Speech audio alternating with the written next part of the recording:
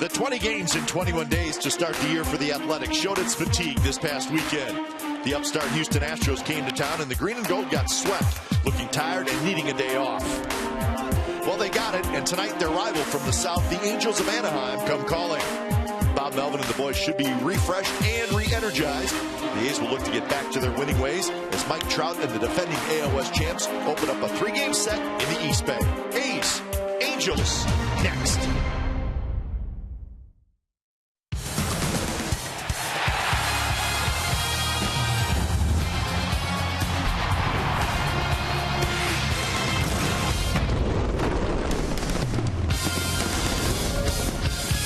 After a home off day yesterday, the A's are back to work tonight at the Coliseum. Pitching matchup is Jared Weaver and Sonny Gray, so that should be a good matchup. And remember, this Angels Athletics Series sponsorship is presented by Chevrolet. It's game one of a 3-game series. It's the Athletics and it's the Angels, and it's coming up right here on Comcast Sportsnet, California.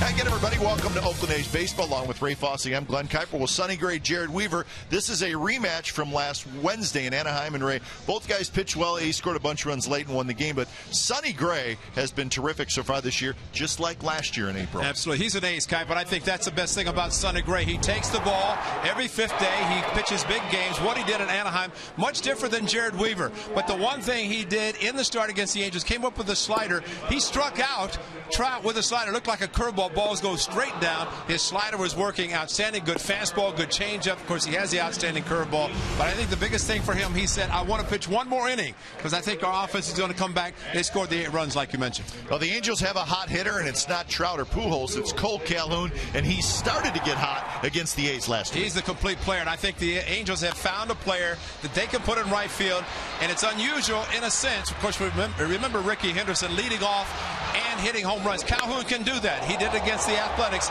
He plays a great defense. He runs. He does everything. He fits perfectly in this Angels ball club. A very strong arm. Tough to run on him, as clubs have tried. But I think the Angels have found the exact guy they want every day in right field, and it's Cole Calhoun. And the Athletics are trying to break a 4-game losing streak, so they're struggling right now. Try to put that weekend behind them and get on a roll here against the Angels. So it's Weaver and Gray in game 1 of the series. We'll have lineups and first pitch when we come back to the Coliseum, so stick around.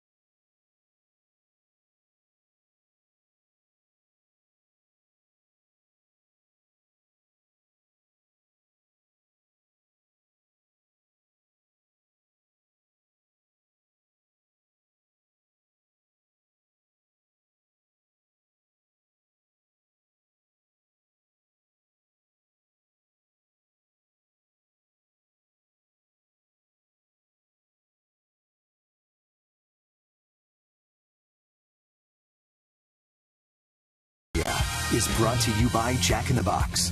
Jack's hottest sandwich is back. Head to Jack in the Box for Jack's Blazing Chicken Sandwich. By Toyota, #1 in MPG, durability, and resale value. Toyota, let's go places. And by DraftKings.com. Play daily fantasy baseball for free on DraftKings.com with the official daily fantasy partner of Major League Baseball. Enter promo code SLIDER for free entry.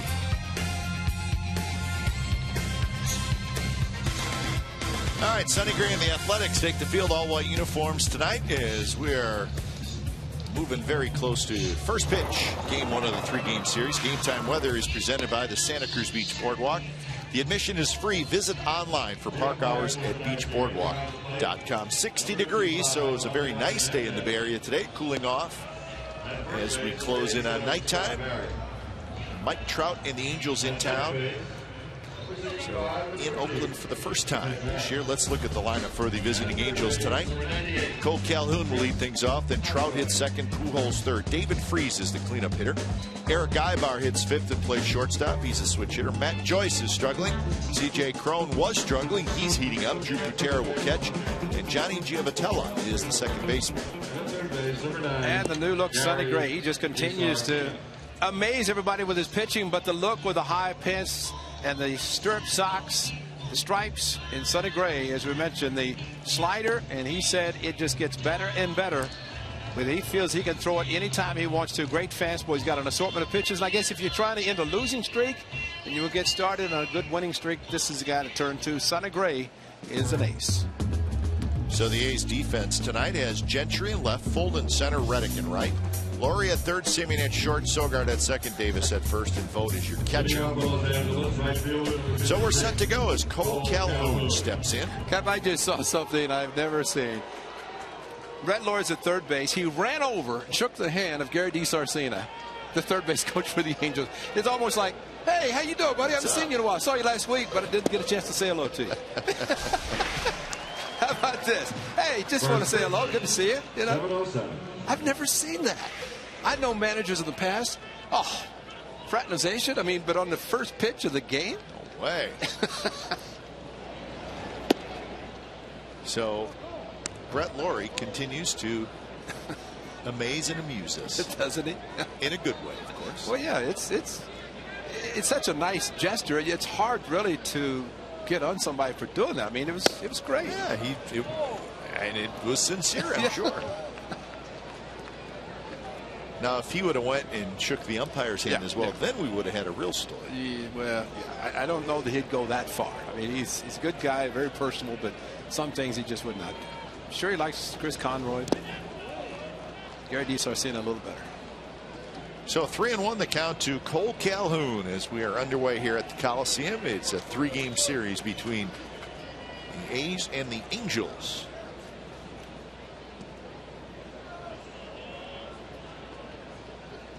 So Trout to follow and then Pujols here in the first.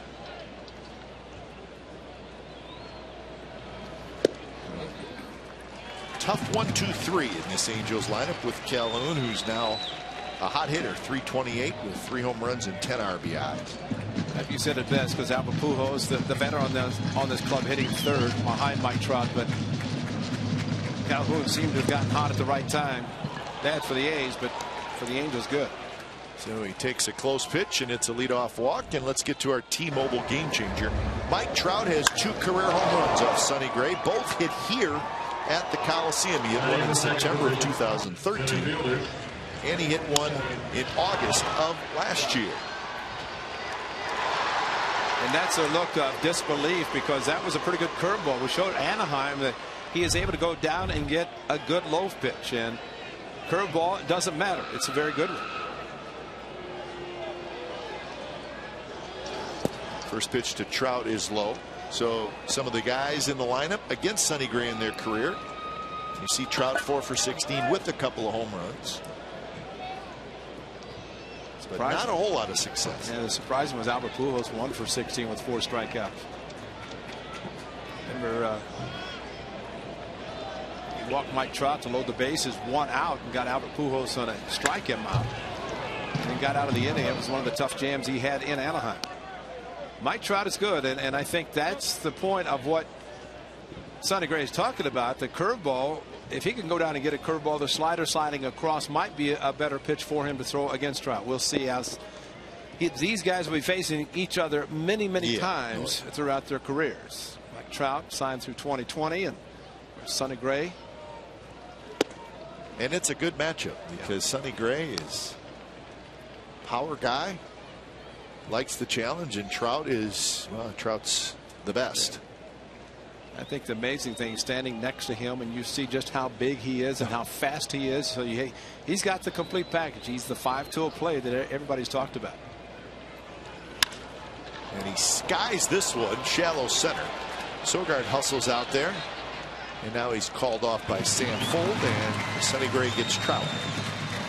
Well, got him to chase a pitch, and you heard the bat crack as Trout went after the fastball 2-1. And a lot of time for Trout, whenever he's at his best, he just reacts on pitches.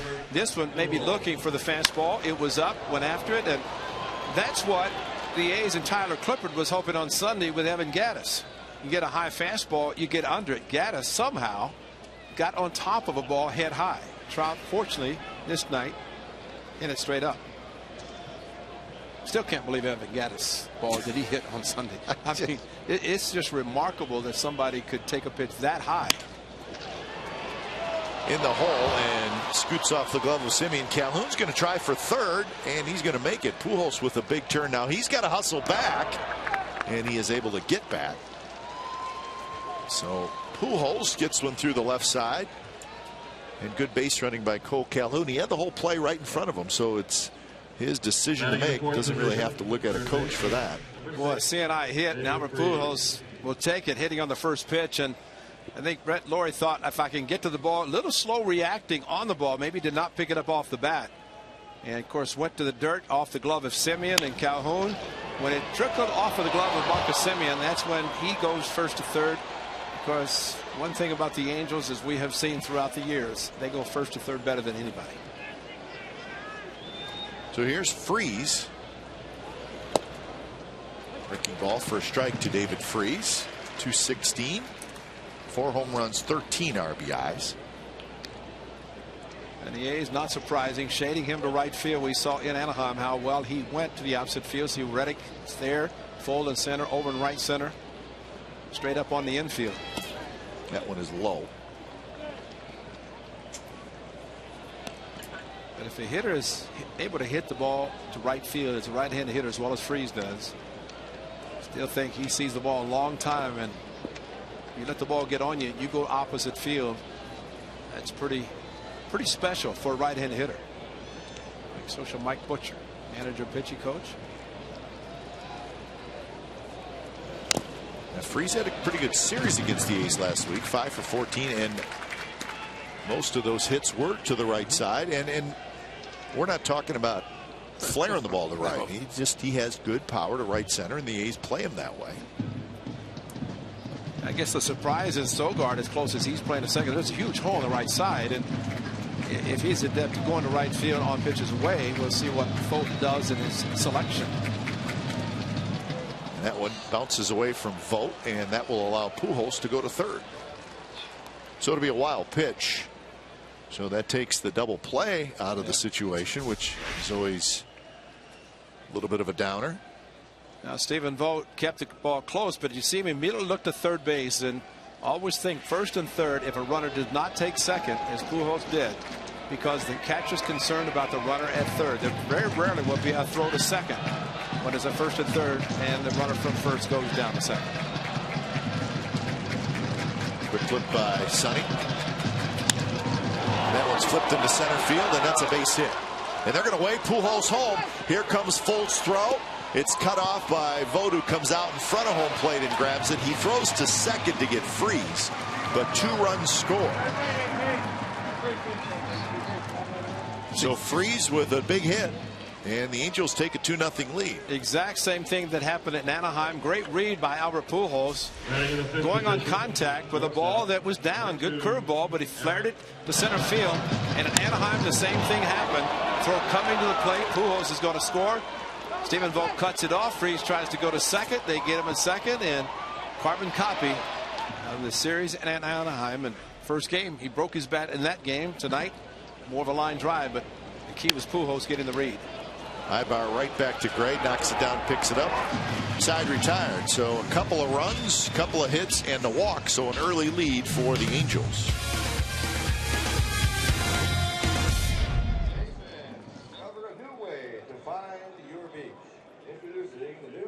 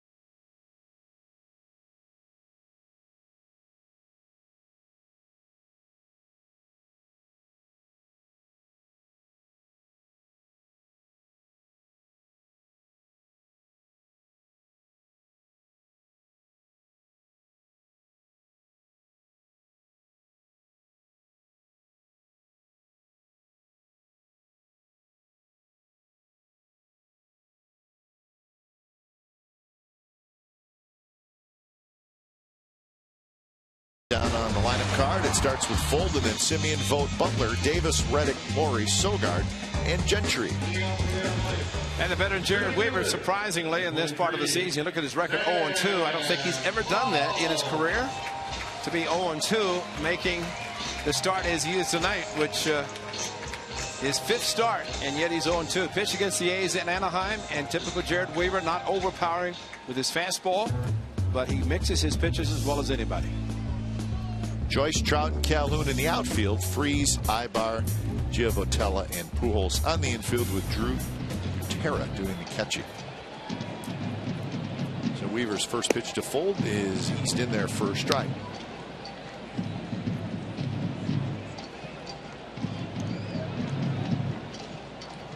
Sam Fold hitting .273. He's got 4 RBIs. That one just a bit low from Weaver. Angel Hernandez is calling balls and strikes tonight. Scott Berry at first. Ted Barrett at second. Chris Conroy is at third. There's big Ted Barrett. Hit in the air to right field, but playable for Calhoun. So Fold is retired. 1 out for Simeon. A's come in with an 8-12 record. Batting in the second position. 4-game losing streak, and they're 3-7 at home. So that weekend against the Astros just kind of screwed everything up, didn't it, Ray? Unfortunately, even for Bob Melvin, who was ejected on Sunday, which I guess when a certain umpire, they talk about knowing certain guys. Well, Quinn Walcott, I guess, has Bob Melvin on his list of ejections. I guess, it's been pretty couple common. times. Yeah. I think the biggest thing for the A's facing Jared Weaver, having seen him, I mean, this is a rematch of the last starts for both Weaver and Gray were against the opposite team, and you know what you're going to get from Jared Weaver, and he's not going to change that much. That's back-to-back curveball, slow curveball, fastball. First one to Fold was at 83, so the velocity's not overpowering, but the location there, that was the high fastball at 85, but it seemed like about 95 just because of the location. How about that? You want to talk about flipping a little bit of everything up there, and that's why he's still pretty good. Look at that. I've never seen a chart like that. I mean, we show what all the starting pitchers throw with a breakdown, all the different pitches in it. There's no other starter anything close to that. Well, that pie is almost equal. Yours normally have a huge piece of pie that you can have out of most pitchers. The fastball. Ibar has it, and he's going to take a bite out of it, so Simeon will have a hit. Now Marcus staying back on that fastball. It's almost as if you're going to throw 83, 85. and you keep it down in the zone, then I'll just stay back in case I get a curveball. Because I think what Darren Bush would tell his hitters, as a cutter actually, any pitch, any time, Jared Weaver will throw. So good job by Marcus Semien staying back, finding the hole at shortstop, and he's trying to do something against their nemesis, because Jared Weaver throughout his career against the A's has been pretty successful. Expo brought to you by Cache Creek Casino Resort. 13-9 in his career against the Athletics, and he's always pitched well here at the Coliseum.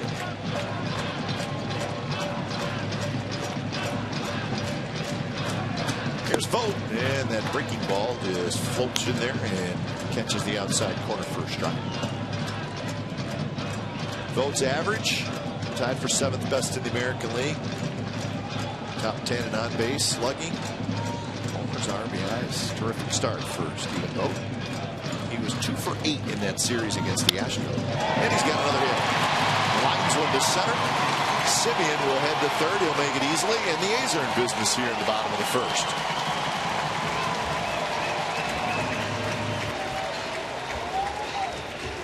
So that'll bring up Butler. Some more numbers on Weaver and how he fares against the Athletics. Lowest career ERA versus the A's. And he is 4th on that list. It's pretty impressive. And you just see that delivery right there. He throws across his body.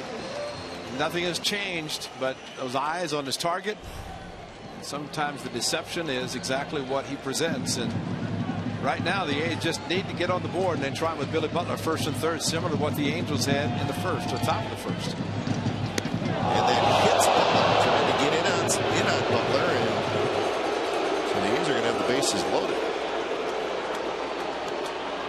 Well, Jared Weaver was looking for a double play ground ball. He knew that if he could get Billy Butler to hit a ball on the ground, he could get out of the inning. So it's not as if he was putting Butler on hitting him to set up a double play. He already had the setup with Butler at the plate. That ball got way inside. Butler took it. A's have loaded the bases. And now, very similar to the top of the inning.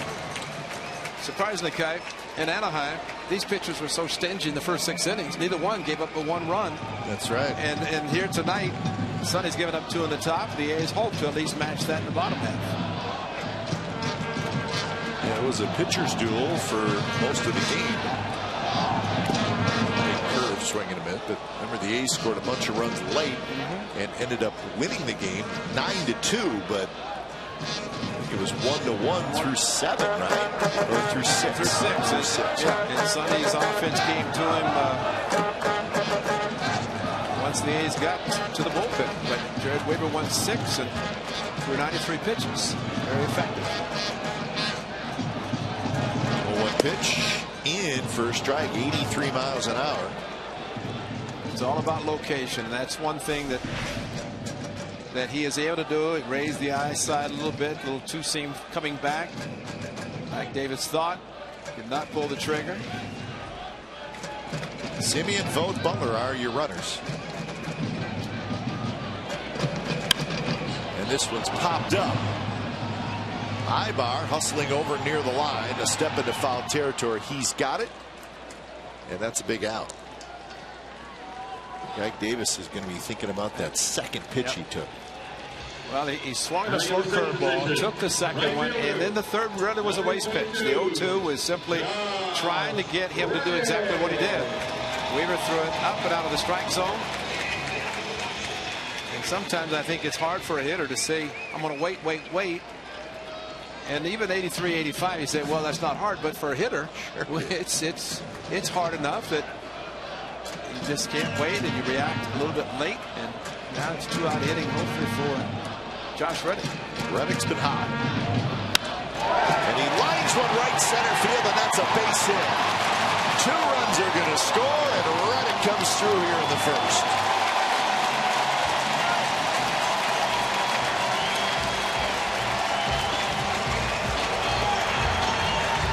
You said it perfectly, Kai, because you have a hot hitter. Sonny Gray gives up 2. Jared Weaver, watch his curveball, watch the hitting. Stayed back, and that is a perfect job of staying back. Josh Reddick in Anaheim came close the Thursday afternoon, hitting a 3-run home run. This time stayed back, got under a curveball, and he knew he had it in the gap to drive in 2. And that quickly, a 2-out hit by Josh Reddick, and comes through big time.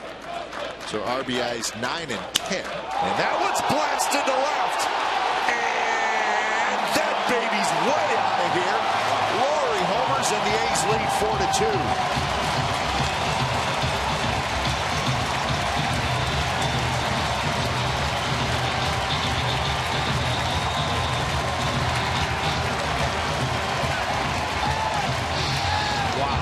Back-to-back curveball, fastball, 5 runs that quickly. Another 3-run home run for the Athletics. Hitters can tell you exactly how well they hit the ball. I think we have an excited shake hands with DiSarcina again. If you're going to do that. But Brett Laurie crushed it, and as soon as he hit it head down, he knew he'd hit it well enough. And it was gone. Way gone. So indeed, a couple of monster 2-out hits. Trout comes hustling in, and Trout's under it. He's got it, side retired, but Reddick, 2-run single, Laurie, 3-run homer, and there it is. So the A's lead 5-2 after 1.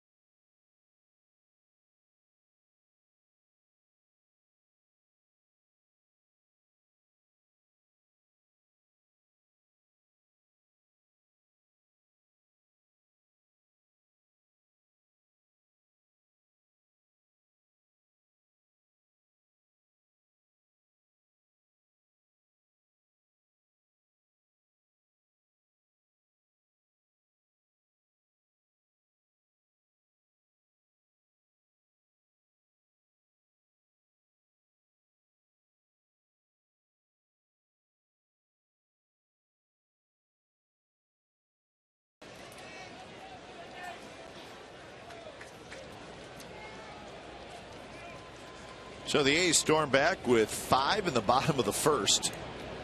3-run homer by Laurie. So 5-2 after 1.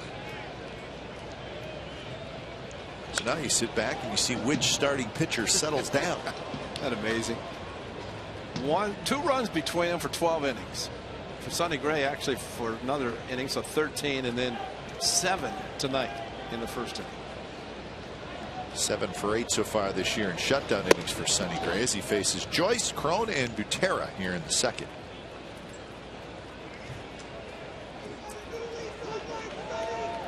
Joyce really struggling. 140 is the batting average. He's got 5 RBIs. You can take there on a curveball. Joyce has 8 hits and 57 at bats, 3 doubles.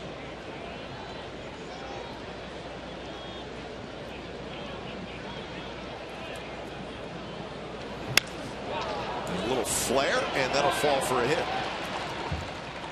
So Simeon, the shortstop, actually is the guy who grabbed it, flipped it back in. So leadoff single for Joyce. Now Brett Laurie, first pitch hitting, fastball. Watch his hand. He knew he hit it well enough. So did Jared Weaver. Pitchers, hitters know it. And Brett Laurie just took a quick look, started his trial. First pitch hitting, as he did in Houston against Feldman. And a 3-run shot as Stephen voted against Shoemaker down in Anaheim. What's that hurt just doing? Watching those chest bumps.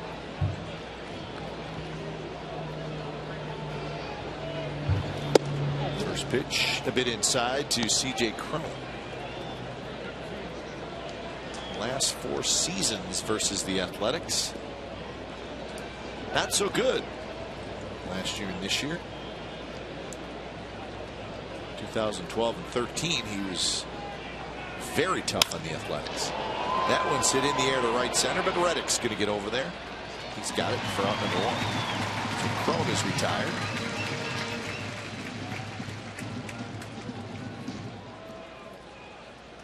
Cap, watching Brett Lawrie hit the home run on the first pitch, it's almost as if he's trying to get somebody who's struggling a little bit. And really Jared Weaver, a pitch or two away from getting out and making it a tie game after the hanging curveball that Reddick hit perfectly. Trying to elevate a fastball, and Brett Lawrie did not waste any time. He's very aggressive anyway, as we have seen, swings at a lot of different pitches and happened to just get his fastball to hit it very deep. Butera, first pitch low.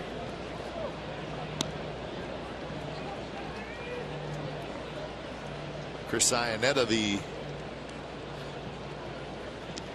everyday catcher for the Angels, but Iannetta really struggling. Iannetta's hitting 100. Butera hitting 182, 2 for 11. Runner goes, swing and a miss, throw to second base. Got it. Hit and run. You can see Butera swinging, flailing at it, trying to make contact, and that's what a hitter does on a hit and run. They see it, but a great curveball by Sonny Gray, and watch the quick release by Stephen Vogt. There's the awkward swing, but a perfect throw by Vogt to second base. Watch him come out of the back of the box with a curveball, catches it, tough pitch anyway, but a quick tag at second by Sogard, and that quickly a busted hit and run and a caught steal. Quick tag by Sogard. That's what you want to see. Tag him quick, hold the tag. So 2-1 to Butera.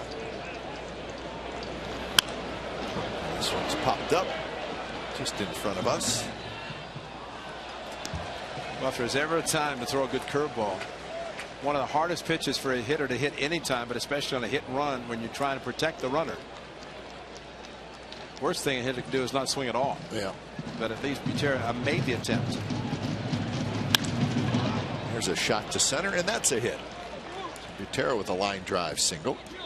So 4 hits allowed by Sonny Gray.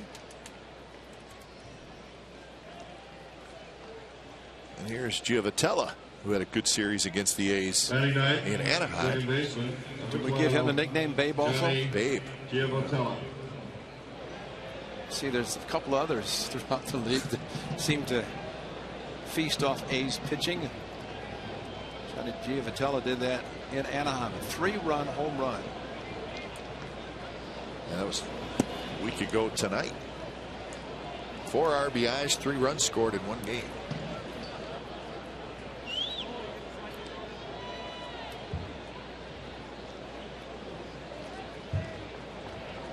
Stephen Vogt just checking in on his starter.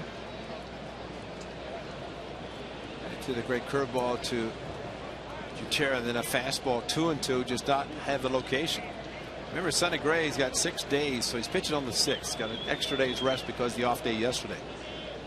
Sometimes pitchers, even though they enjoy the off day, that extra day they feel a bit stronger. Maybe a location of pitches not exactly where they like them. Well, we saw that with Sonny Gray last year, didn't we, Ray? The A's gave him, well, they gave him 7 or 8 days off. A full start. They skipped really him. Yeah. Came back, and he was horrible after what essentially was a 10-day break. That was in Miami, right, when he came back? Absolutely. Up the middle, base hit. A breaking ball that really hung up there. So Giovitelli right back up the middle. I think he saw that breaking ball pretty well. Well, as a hanger, stayed up in his eyes, and again, that is a pitch that is a good one when it breaks down sharply out of the strike zone, or one that Butera tried to swing and make contact on the hit and run, but one Giovitelli just hit was not a very good. So now to the top of the order in Calhoun.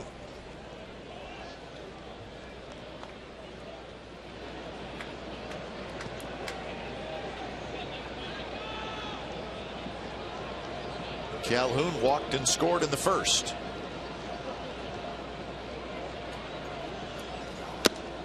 Tried to hold up on a high fastball, couldn't do it. Foul tip, actually.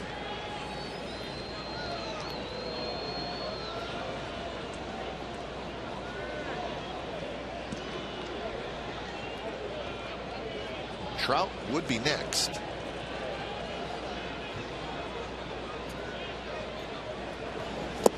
Good breaking ball there. About that, a high fastball, then a 12-6 curveball. That's good pitching. The high heater and then the low curveball. That's going almost from nose to toes when you're looking at the location of pitches. Good block by Stephen Vogt. Actually, good catch. So 0-2 the count.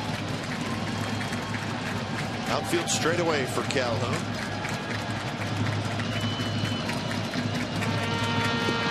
Blocked nicely by Vogt.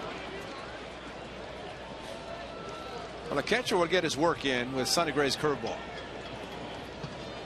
Many times we will say a pitcher wants to throw the curveball there, trying to get a swing and a miss on a low curveball.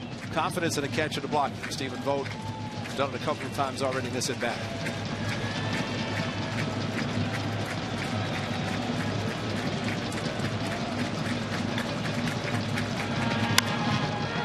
Big bouncer.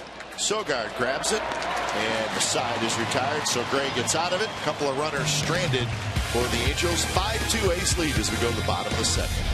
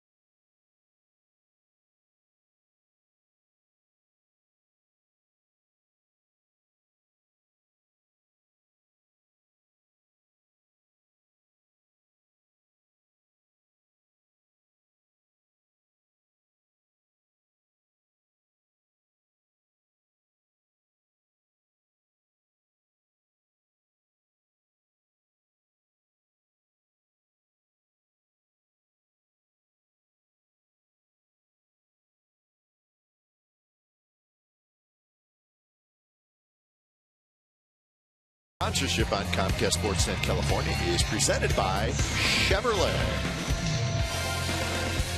Some great merchandise there. He's got lots of new stuff. It's a good looking hat. All around, there's like 4 good looking hats in that photo. How about hats are amazing now, aren't they? I mean, how about this hat on that baby? I know. It's a little chilly tonight, so the baby's head's staying warm. How about that? I love that hat. Yeah. Just put an A's logo on it, makes it even better. But you see A's hats in different colors now. Crazy. Trout on the move near the warning track, but he's got plenty of room. Gentry is retired. Yeah, I was thinking about you today with the socks that you wear. I mean, those are fabulous socks. If people could just see them, but to see where the NBA is actually starting to come out and selling the socks that the NBA players wear. And I'm thinking, maybe you could market the socks you wear. Sure. You could just sign all of them, initial or something. So, yeah, that's right. Yeah, devalue the sock. But if people, we should. Well, the NBA, I mean, a lot of they don't wear white socks anymore. No, it's dark or any different color. Like that. There you go. There you go. Now let's show Kipes. Now those are much cooler than Steph Curry. But it is amazing. I was reading about that and how I always thought they were just white socks and that's it, you know. But evidently that's a trend now. These are old.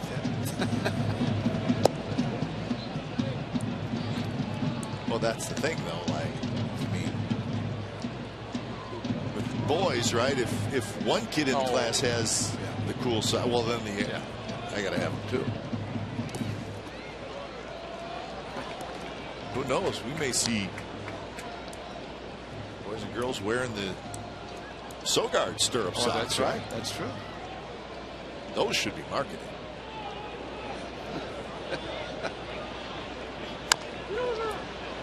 It's a fair ball. Pujols grabs it. Couple steps to the bag. Oh, speaking of socks. Speaking of Ray. On Sunday, May the 17th, when the A's take on the Chicago White Sox, 15,000 fans will receive a pair of A's branded mustache socks driven by Chevrolet. How about that? That's cool, man. Cool. Get your tickets now by calling 877-493-BALL or visiting athletics.com/tickets. Now, those, man, swinging A's should have had those back in the 70s. Charlie would have made you wear them, too. You know that. I think we might have wanted to. Those with white shoes, white dress shoes. Showing the big stirrup in the back. I like that. Although that looked a little bit more like maybe the Raleigh Fingers mustache. The handlebar. As opposed to the Ray Fosse mustache. I know which one I like. It's just a little secret I'm going to keep.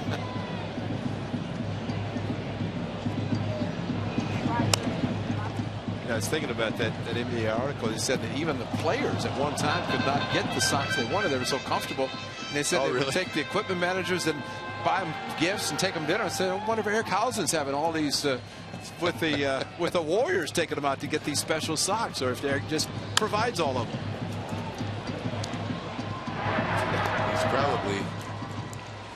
He's probably telling us to be quiet. We're giving people ideas. He's going to have to get to work.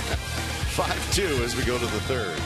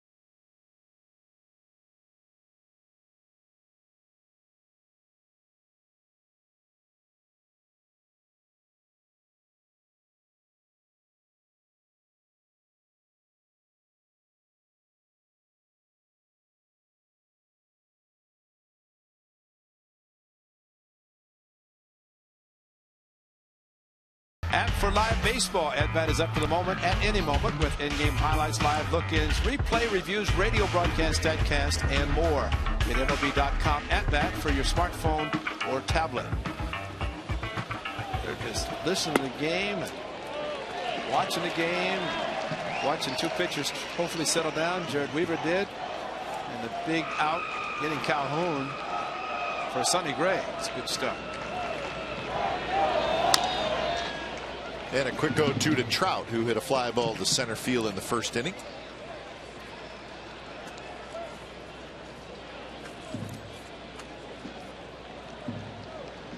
3-run homer for that man, Brett Lawrie.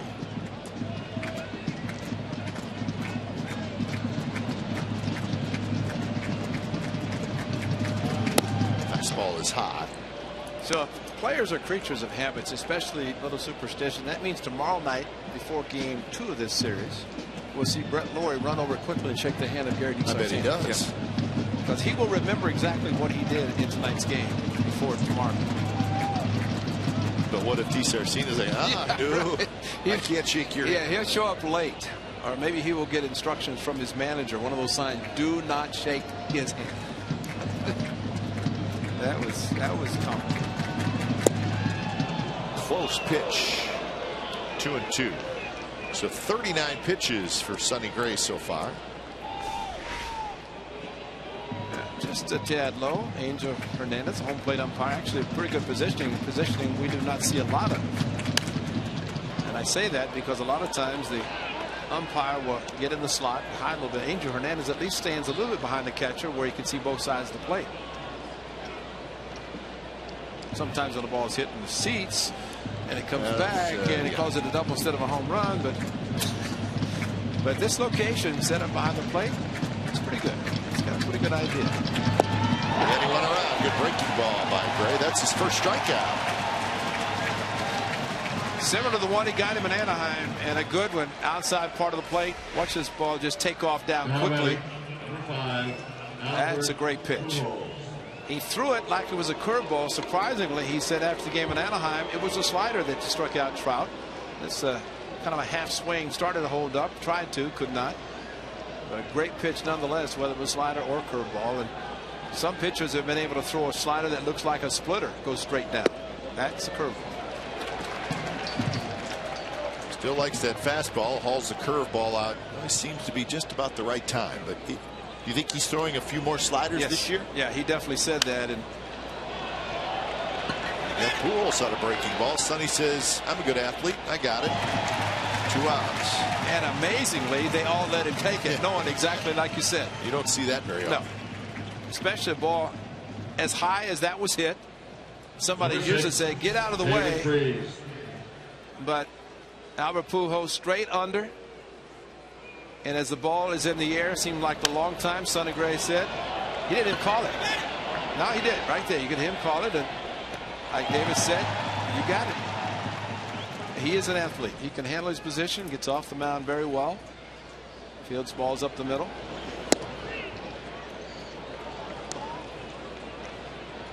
So 1-0 to Freese, who had the big hit in the top of the first inning. 2-run single.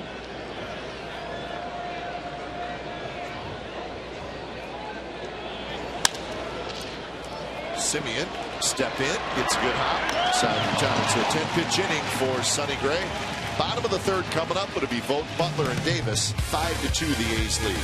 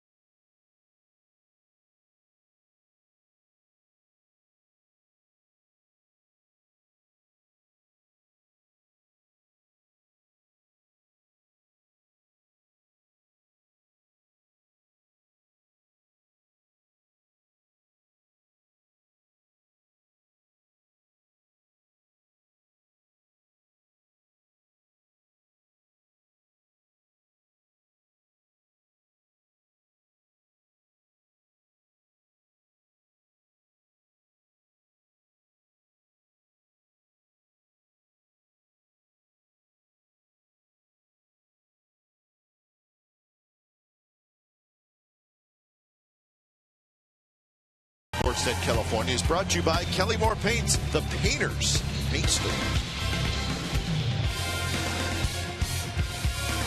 5-2, the A's lead. It's the bottom of the third. So night in the Bay Area. Where are we headed? Texas, right? This weekend? Yeah. Texas, and then on to Minnesota and Seattle. 10-game road trip coming up for the Athletics. But before that, they'd like to start tightening things up a little bit with this 3-game set against the Angels. It's kind of good, though, If you look at the scheduling, the A's played Kansas City there, but it's been pretty much West versus West. And the A's, Angels, Texas, and then after Minnesota and the Central, they go back to Seattle. So there's a look at the schedule. Next couple weeks, 4 games in the Twin Cities. Manager Hall of Famer Paul Molitor. And our first trip to Seattle. We always enjoy going to Seattle. Nice town, nice ballpark. Mother's Day weekend. Yeah, and the A's and the Mariners always seem to play good, exciting ball games up there. Is that ball 4? Sure seemed like it. I must have called a strike someplace. We're all missing something. Yeah. I had 3-1, and that made it 4, but I guess it was a strike someplace. Maybe we should go back to New York and count the pitches. It's 3-2 now. This one is popped up first base line. Pujols coming down onto the grass, and he's got it. One away here in the bottom of the third. Stephen Vogt didn't act like it was ball 4, so there was a strike call maybe late by Angel Hernandez that was not detected, but 16, Billy a hitter with no. It's turned out to be a pretty big hit by pitch, and something that Jared Weaver a little bit upset. It looked like he got him in the elbow pad that Billy Butler wears. But he would come around to score. A big 3-run home run by Brett Lowry.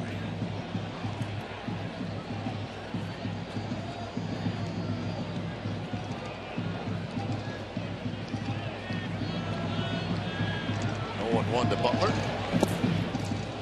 After the off day yesterday, we talked a little bit about how they kind of get rejuvenated after a sweep over the weekend.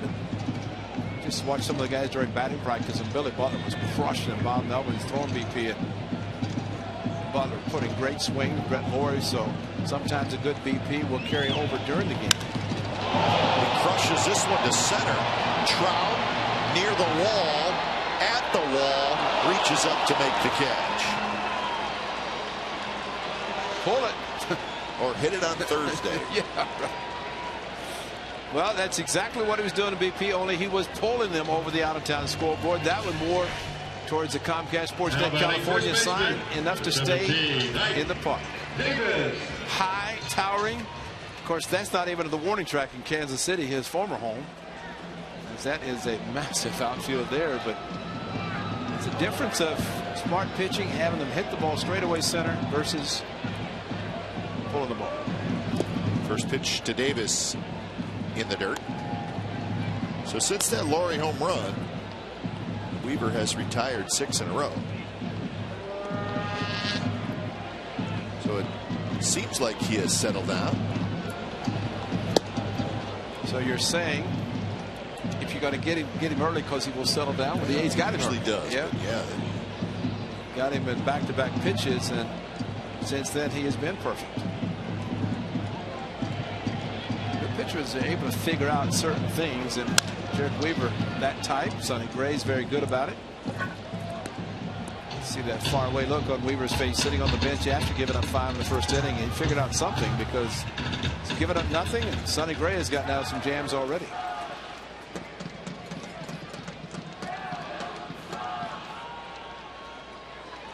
One-two pitch. Nasty off speed. Davis strikes out. That's the first strikeout for Weaver, so he has retired 7 in a row. 5-2 A's lead after 3.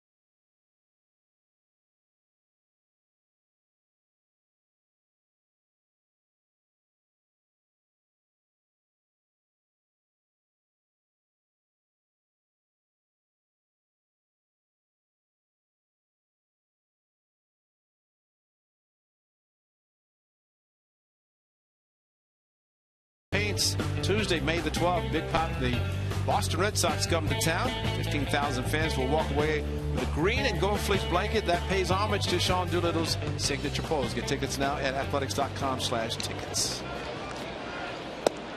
Fourth inning. 5-2 A's lead. Ibar, Joyce, and Crone, the 5, 6, and 7 hitters for the Angels. It's amazing when you come back off a road trip, you start seeing guys on the disabled list getting their work done, and then start realizing that they're going to be going out on some rehab assignments. There's a lot going on right now with the Athletics and those injury situations, but it certainly can run through them a little bit, right? Coco, sounds like Coco's getting close to going out in a rehab. And that's a good sign, because as we've talked, and Coco in the past has gone on the DL, he's come back, but it's happy to hear him say he didn't get a lot of at-bats during spring training, so he's going to go out, which is there for the taking, and why not do it? And happy to see that, and it sounds like he's going to be back sooner than later. Saw A.J. Griffin today. Wow, does he look A.J. Griffin different? Great. He looks great. There's Sean Doolittle, who is throwing and soon to be back. But you cannot rush anybody who's injured, and the A's and all teams very good about taking their time with injured players. Sogard to Gray. Gray's got it. So this is what the disabled list looks like right now, and there's pretty good players on there.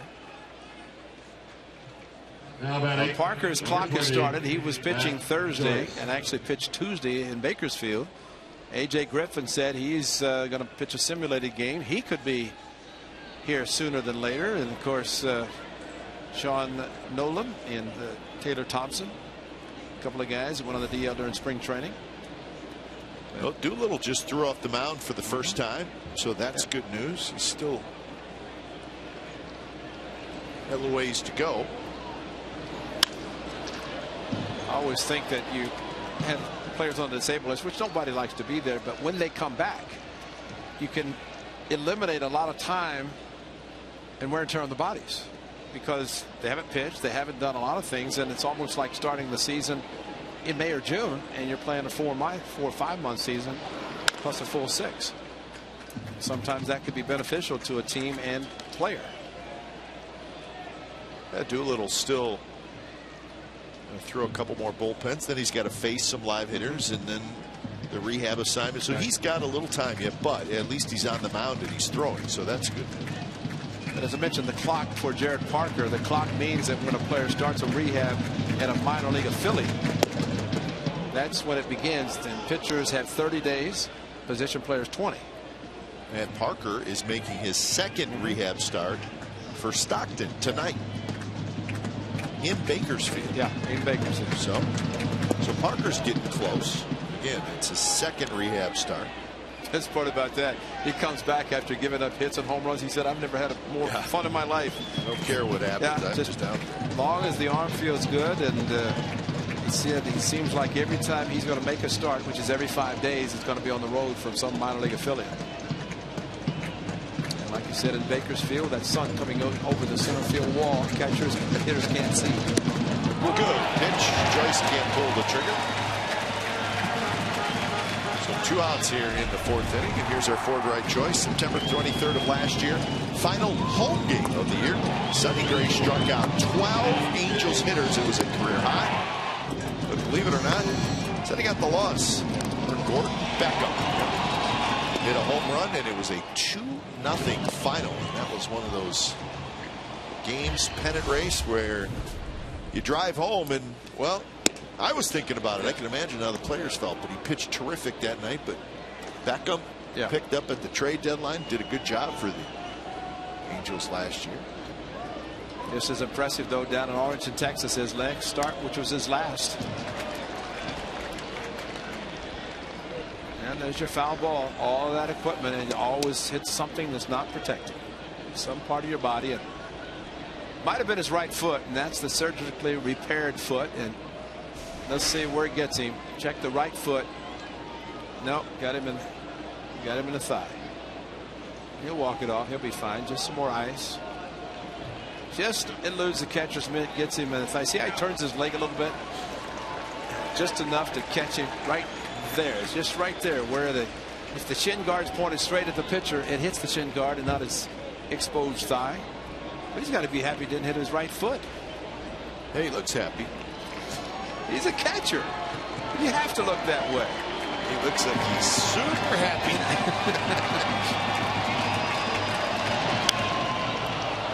Now he gets to catch a pop-up. And he'll handle it. Flips the mask and reaches up to grab it. Side retired. So 7 in a row retired by Sonny Gray. 5-2 A's lead as they come to bat in the bottom of the fourth.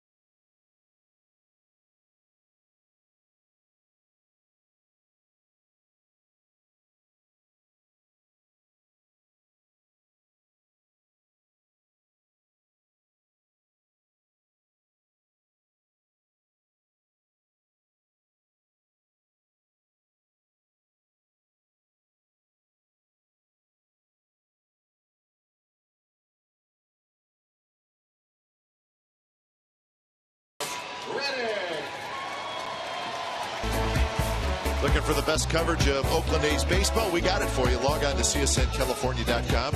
As A's insider Joe Stiglitz provides wire-to-wire reporting of the A's 2015 season with breaking news, video, special features, and only on csncalifornia.com.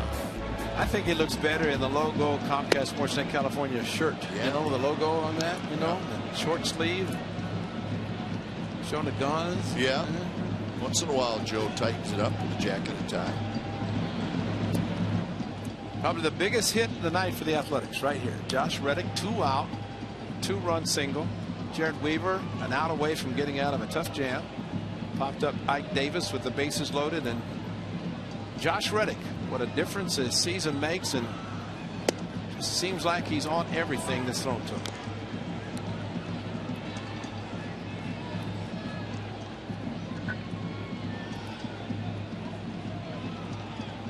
So 1-2 the count to Reddick. And a good take.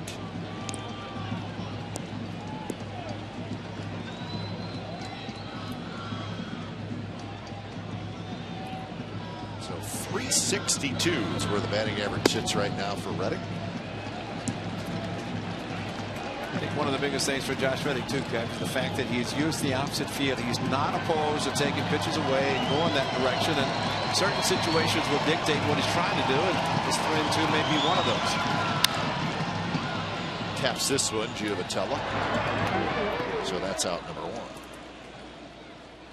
It's a 2-run single in the first inning. First pitch curveball. Just a nice easy swing, staying back on the curveball, almost like he was looking for it. 2 runs scored, and the very next pitch, the man at the plate now drove home 3, and that's the difference of the game.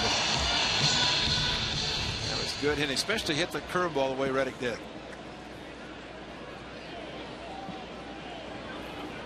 Here is Laurie and the curveball. He swings and misses. You know, just thinking about all the breaking pitches that Brett Laurie has seen since he's been with the A's. 21st game, and he's been on all of them except one when Max Muncy started. This curveball is whacked to center. Trout's there.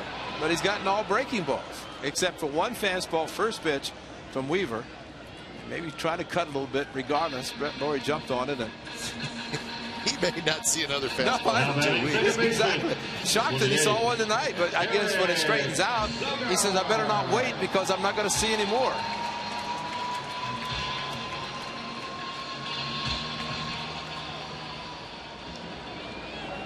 So 2 away. Here's Sogard.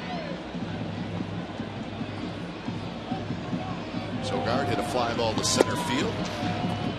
First pitch drops in there for a strike on the outside corner. So talked about all the guys on the disabled list. The one veteran, Ben Zobrist, I think had surgery today. He did.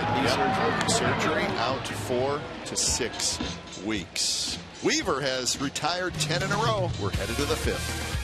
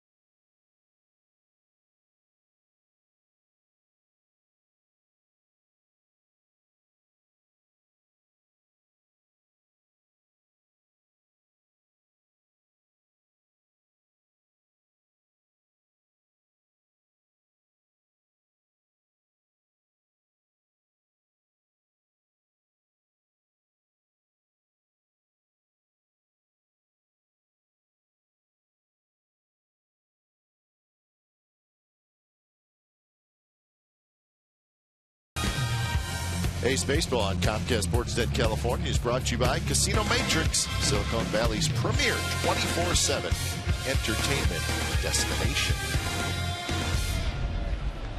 Beautiful night in the Bay Area. Getting a little cool. It's the Bay Area. It's supposed to be. That's right. I mean, go to Texas this weekend and see what that's like. Hopefully not too bad. No, it should be okay. In the actual 1st of May. Terra out in front, Langton foul. Nice play by the usher. Now, what are you going to do? You got a little guy right behind you. There we go.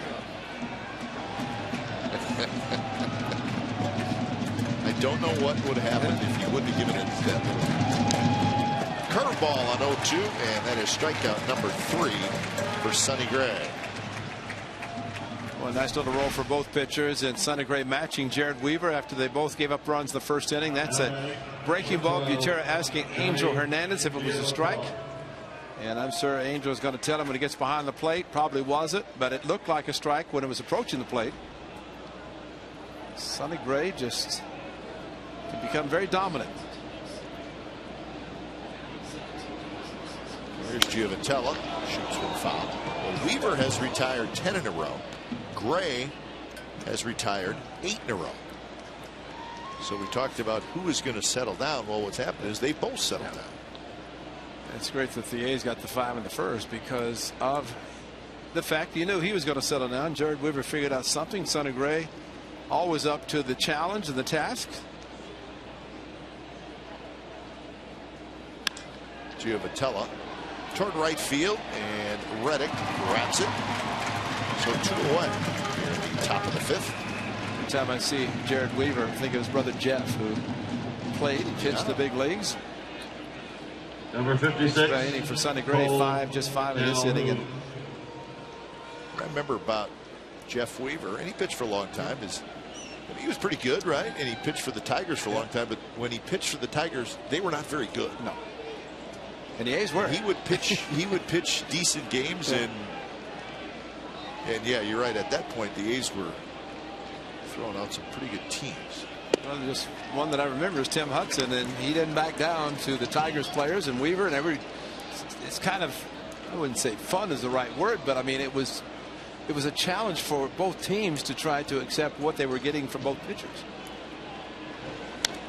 But the one time I remember that the Weavers were together at Anaheim, and I think Jared almost accepted a demotion to AAA even though he's pitching better because of his older brother. That's right. You remember that? That's right. I do remember. Yeah, that. He pitched with the Angels for a little. Yeah, and then he came back. Jared ended up having a tremendous year, and they brought him up, and he's been there ever since. But that was basically saying, hey, big brother deserves to be here. If I'm the guy, it'll be me. Down the line, Gentry toward the bullpen. It drops foul. That's right. Big Jeff Weaver. But similar styles of pitching across the bodies. Look alike, and very good, both of them. And again, I think it's just a matter, and Jared Weaver knows his velocity is not where it was when he was younger and first coming up. But I think you said it best in Anaheim. It's a lot of pitches in that body. You know, sure there a lot of bullets been thrown, and you have to make adjustments if you've lost some of the things that were able to get you by. And Calhoun indeed went around. A couple of strikeouts in the inning for Sonny Gray. He's retired 10 in a row. We're rolling along now. Bottom of the fifth coming up. 5-2 A's lead.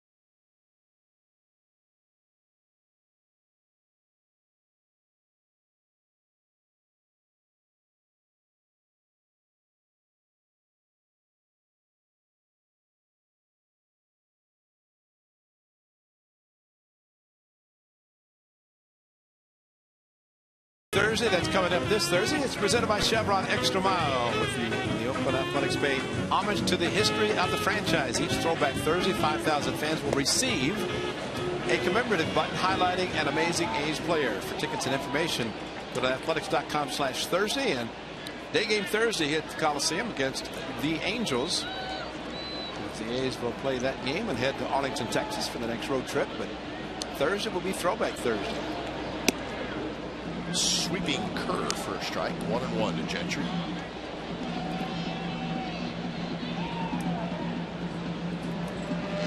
Gentry hit a fly ball to center field in the second inning. Curve, and it's a strike.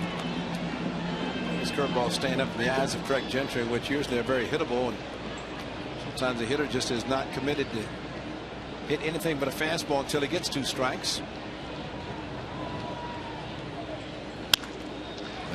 Rolled foul. You know, Ray, we were talking about the A's injuries, guys coming back. Zobrist with the surgery out for a while. How about some of the guys going down, huh? Oh, McCarthy, yeah.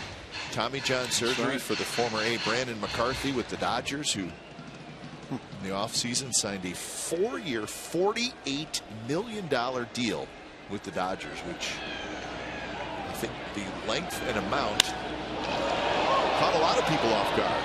I mean, you know what? More power to Brandon McCarthy for getting the deal, but wow, $48 million, and he made 4 starts this year, and that's it. So let's see, $3 million to start. That's it. Yeah. But Tommy John, it's unfortunate, and you know, unfortunately for Brandon McCarthy, throughout his career, he's had some serious injuries. And I'll tell you, the one that stands out, and it was right here, and it was this team, the Angels. Eric Ibar hit a ball as he fell off to the side and hit him in the side of the head, and thank God he was okay after that because of serious head injury. Signed with the Diamondbacks for a couple of years, and I guess last year ended up with the Yankees. Pitched well enough to, according to the Dodgers, warrant a 4-year contract. Fold is retired, so we wish Brandon McCarthy good luck in his recovery from Tommy John surgery. Jed Lowry, right thumb, and remember, it happened on Sunday, and it was bothering him, and we found out today that needed surgery, so he's going to be out to the All-Star break. So the Astros, playing great baseball, are going to lose their shortstop. So Jed Lowry, right thumb injury, surgery coming up, so he's out. The Yankees put Masahiro Tanaka on the disabled list with, said, wrist tendonitis and also a forearm strain. That goes right up into his elbow. That's they have to be. I think they're masking the seriousness of really his injury. But Simeon gets his second hit. He stayed in there on a breaking ball, so he's 2 for 3. And I think we're just seeing a young man mature at this level. Marcus Simeon stayed back as he did in his first at bat. And this time gets the curveball, and when you keep your bat back and the body goes forward, watch the body, but the bat stays back, and he gets the hanging curveball and drives it into left field. If the bat had gone forward, it's a routine ground ball to the left side, but Marcus Simeon hitting leadoff, now hitting second with the change in some of the injured players. You referenced guys going down with injuries. How about guys going down when healthy players come back? Sure. I mean, that's one of the things too. That, I mean, you're always hoping to get veteran players back off the disabled list, but it also means somebody is going to have to be optioned out to make room for the player coming back. There's a lot going on. That's why you get an opportunity to play because of an injury to a player. You always take advantage and do the best you can, not only for your organization, but those who might be watching. You never know what might happen. The way movement of players is pretty evident throughout baseball these days. There was another one. Carl Crawford, torn oblique. Like that. Torn. 2 months. A torn oblique. Yes. Those are usually strange, but I guess I've never heard of a torn oblique. Didn't even know what an oblique was until recently. But he did. I thought it was a side injury before. Now it's oblique. Runner goes, throw to second base. Not in time. Simeon with a steal. Well, that's his 3rd stolen base. They may want to check it, though. Ibar holding the tag at second. Great jump, and he kept his foot on it. I think that's Mike Scioscia going back. Right? Well, it is bang bang. Oh, they're going to let it sit. Going to let it. I'm surprised by that. Vogt hits it hard. Giovatella grabs it, flips to first side, retired. So a hit and a runner left, and we're moving to the 6th, and it's 5-2. A's lead.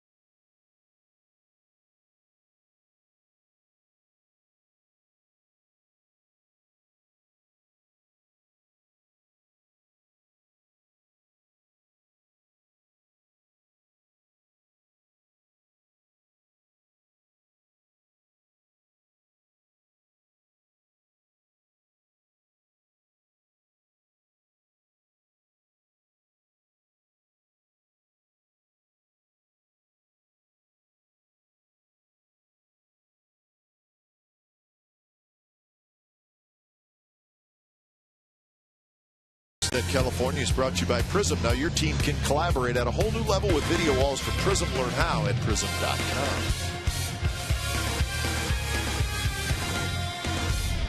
Top of the 6th inning, and it's the A's with a 5-2 lead. It's been 5-2 since the first inning. Angels got 2 in the top of the first. A's answered back with 5 in the bottom of the first. First pitch to Trout, snaps in there for a strike.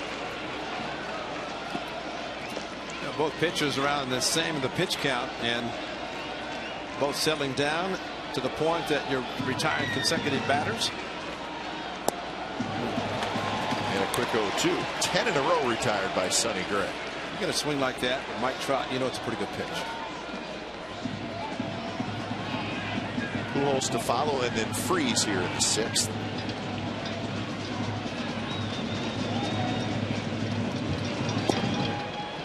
Comes inside with a sinking fastball.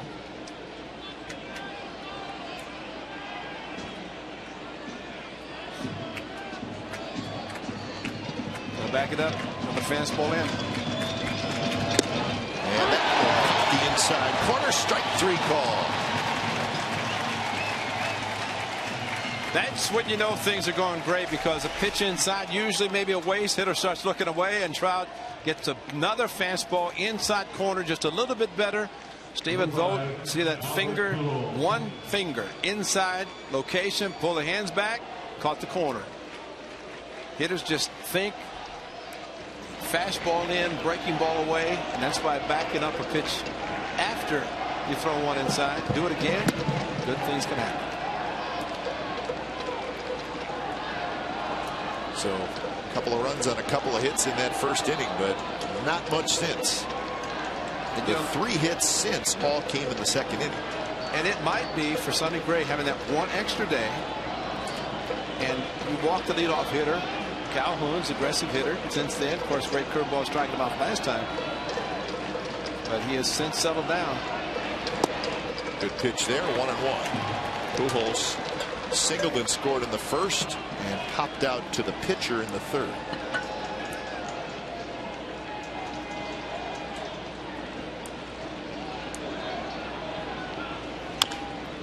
Rolls over on that one at 89 miles an hour, so Sonny took a little off. Maybe get a little extra sink. At the game you referenced, Miami, the 10 days in between starts. A's gave him 4 runs the first inning, and then he gave it right back to him. Gave it back. And ended up going 14 innings. I think Jeff Francis, remember that name, got the save from Slovakia at the end. But 14-inning game, the thing that upset him the most was it killed the bullpen, because he went 5, bullpen had to pitch 9. So at times you can say, you look at this guy and figure you want to give him some rest. You don't need to give Sonny Gray extra time. Number 6. I think Bob Melvin learned a lot about his young pitcher and started them 13 against the Tigers, game 5 last year, of course, winning the way he did.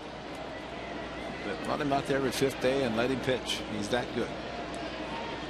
2 outs for Freeze. That one just missed a little bit low. Freeze, the 2-run single in the first and a ground out to short in the 3rd.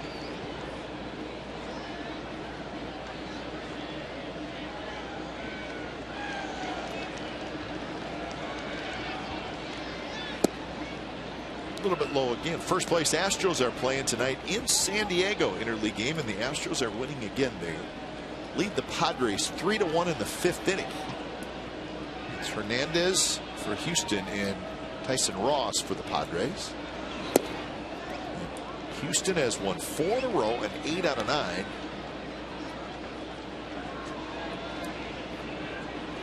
It's game 2 of a 3-game series. The Astros continue to play good baseball. Overall, they're 12-7 and have an early 3-game lead in the division.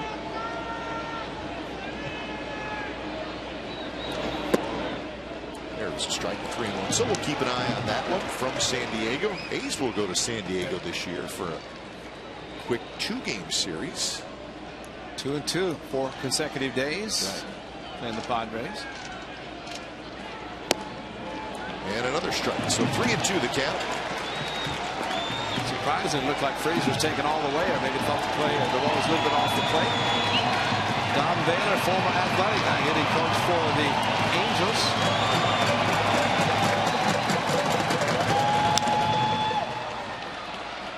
Laurie spins, throws, dug out by Davis, and they got him. I guess he wants to play all 9 tonight. All over the place. So a heck of a play, and that is 13 in a row retired by Sonny Gray. Check out Brett Laurie.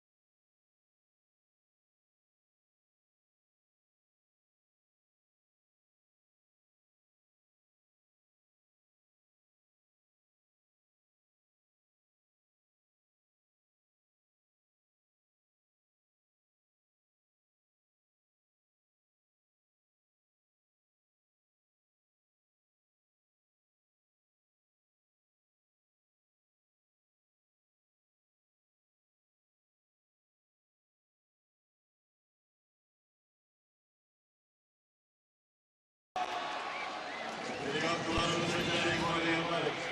As it is, 16, Billy Butler. 5-2, the A's lead the Angels. Would you say he's everywhere? Yeah, he is everywhere. Laurie with a home run made a nice play to end the top of the 6th. I think the most surprised with Marcus Semien is he's ready to field the ground ball, and he looks up and the flash came flying by. So Butler, Davis, and Reddick.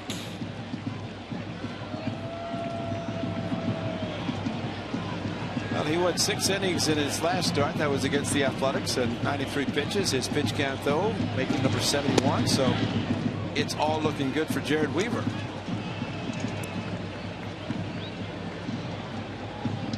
He falls behind. 3-0 to Butler. And a curveball dropped in for a strike. 3-1. There's certain guys you just cannot afford to swing 3-0. Jared Weaver is probably in that category. You don't not know what you're going to get. And a 3-1 curveball. Now watch Marcus Semien right behind him. He's getting ready. Fields a short name. Here comes Brett Laurie out of nowhere, and a scoop at first by Ike Davis. And Brett Laurie, range superb. Spin, pick, out.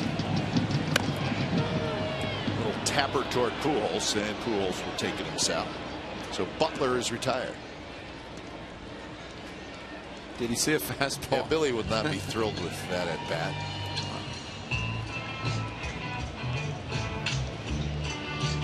So on the way for Davis. 17, Ike Davis. 14 of the last 15 have been retired by Weaver.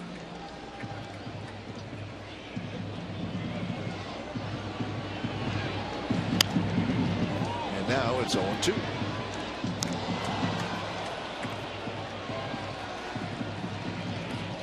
Third time through the batting order.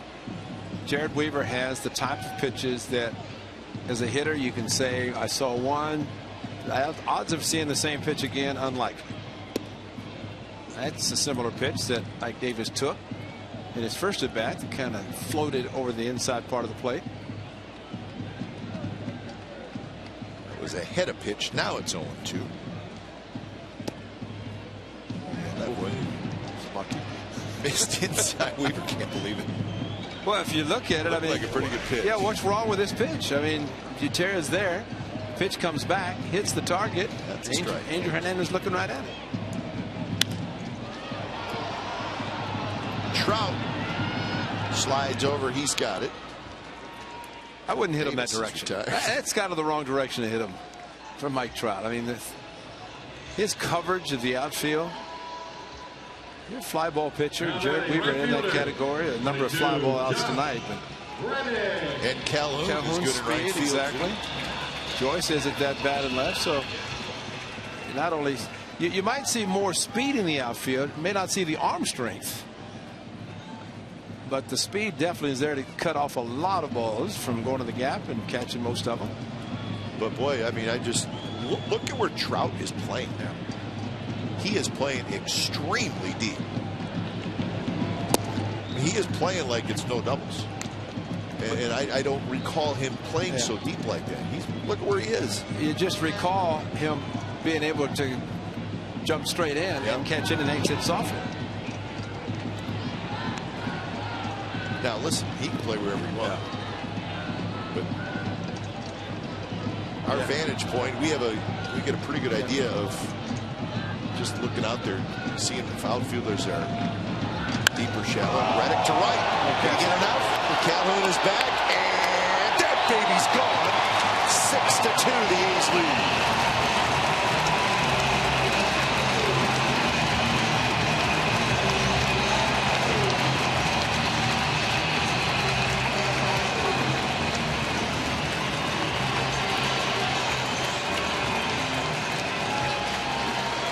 Say Josh Reddick has had some pretty good swings tonight.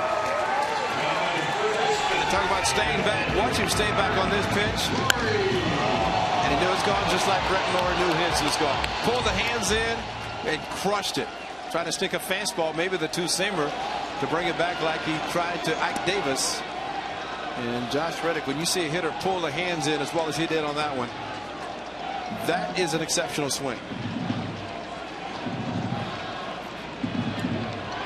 So 3 RBI a night for Reddick. Watch the hands. Watch it. Bam! Right there. Last home run Reddick hit, Brett Lawrie took one on the elbow in Kansas City off Ventura's arm.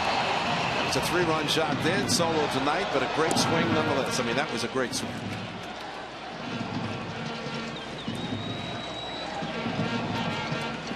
It's great to see his bat doing exactly what the A's had hoped. To left, but in the ballpark. Joyce gets back. He's got it side retired. Reddick, a hot hitter, homers, his second home run of the year. And as we head to the 7th inning, the A's now lead it 6-2.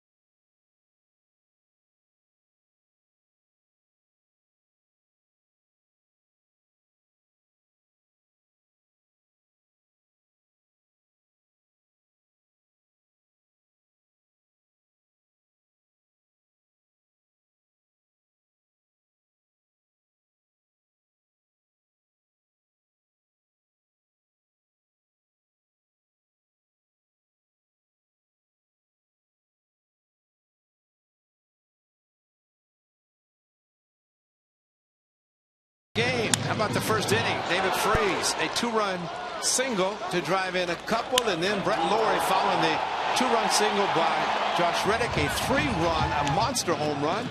But then the pitchers settled down. Jared Weaver started getting the strikeouts, started changing speeds, but Sonny Gray's matched him. Good curveball in the dirt, getting Calhoun. So both pitchers pitching extremely well. A's finally got to Weaver again. Find out what's possible with AT&T. Call 1-800-PICK-ATT, mobilizing your world. Sonny Gray back to work. Ibar, Joyce, and Crone here in the 7th inning. What do you got in for? 13 in a row? That's exactly right. Joe Vitello was the last hit, and that was in the 2nd inning. And the busted hit and run in that inning probably was one of the biggest. Great curveball to Butera. Throw him out on a great play by both catcher, pitcher, and second baseman. Curveball is breaking sharply. All the pitchers working, and not only that, the pitch count very good. So 1-2 the count to Ibar. A couple of groundouts tonight. Taps that one foul. 85 pitches for Gray here in the 7th.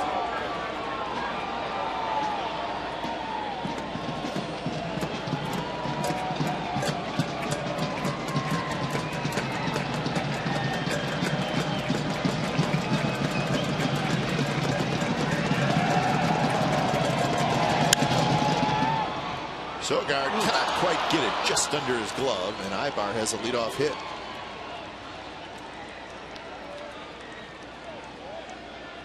So hit number 6. Sogard, knowing the speed of Ibar, the hitter, was trying to go into the slide, pick it up quickly, and turn and throw. 20, but instead, as he went into the slide, the ball just eluded his glove. Ibar pulling his hands in nicely. Sogard right there. He comes up with it. The 360 probably throws him out, but figure that's the only way you could do it, and probably so, because your momentum will carry you to the point you can't get enough on the throw. So you have to spin, throw him out. Ibar, good lead at first. First pitch to Joyce, bounced foul.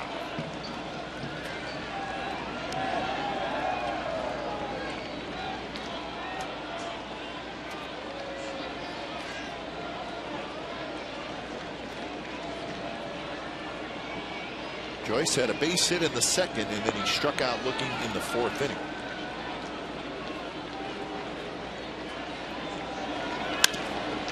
Sogard has it. Spins out at 2nd on the first. Double play.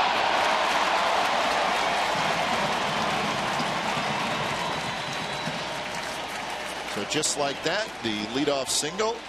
His history on the 4-6-3 double play. Watch the turn at second base by Marcus Semien. Nice feed by Sogard. And watch this. Talk about getting a little bit extra on the throw. Great feed, Sogard, but Marcus Semien coming across the bat. Watch this. Low throw, and then bam. He unloads, knowing he has to get a little bit extra on it, and gets the speedy Joyce. So very nice to turn by Sogard, Semien, and completed on to Ike Davis. Those are fun to watch. Pitchers love it too. First pitch to Crone outside. Marcus Semien, though, showing his strong arm, and I think that's the important thing about him at second base, or shortstop, in this case going to second base, to be able to know the base runner and knowing you have to get a little bit extra on the throw. Good pitch there, outside corner. 4-6. Coming across the bag, and that's a flat-footed throw too, and that's some arm strength by Marcus Semien. That's what's been impressive about him throughout the season already. Starting in spring training, his lateral movement, but once he gets the ball, to be able to have that extra on the throw. So now Gray ahead in the count, 1-2.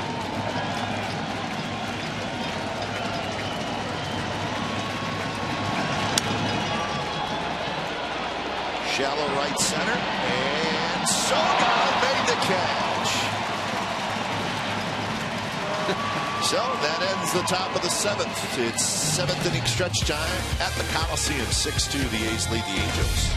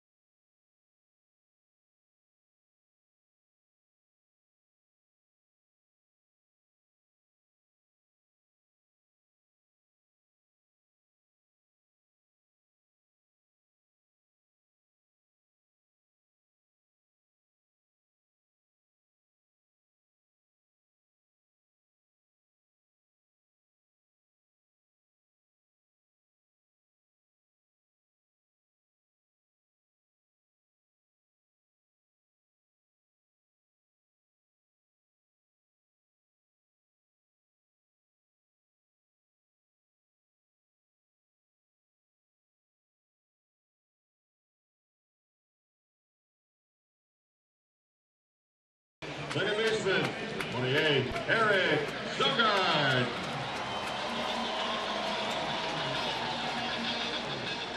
Bottom of the 7th inning. A's leading 6-2 in game 1 of this 3-game series. God, I like to hear that. Competitive scrimmages. That means you've already been very successful in a sweep. You're just waiting it out. That's right. Sogard on 1 pitch is retired. One of the best things the A's did in 1989 after the unfortunate earthquake was have competitive scrimmages against themselves in 10 days in between games 2 and 3. Even went to Arizona, but that helped them be successful, and hope the same for the Warriors as they continue their nice hot run. Socks and all. That's right. Gentry has hit a couple of fly balls to center field.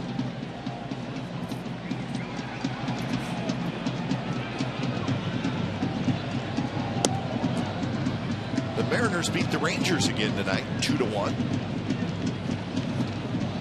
The Mariners have taken the first 2 games of that series with lots of pitching. Ibar scoops it, knows he's got to hurry, fires wide, and the tag missed, and Gentry's aboard.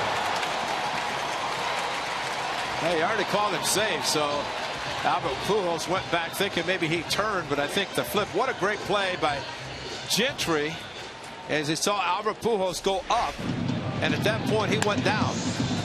And Eric Ibar, you're right, Ken, but that's something that really official score has to take into account. It's an error, but that's got to be.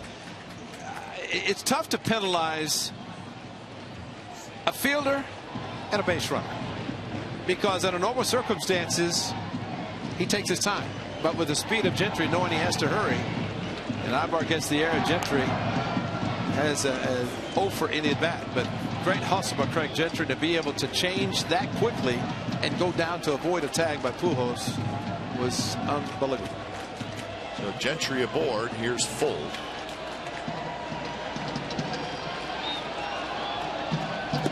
Up and away, the first pitch.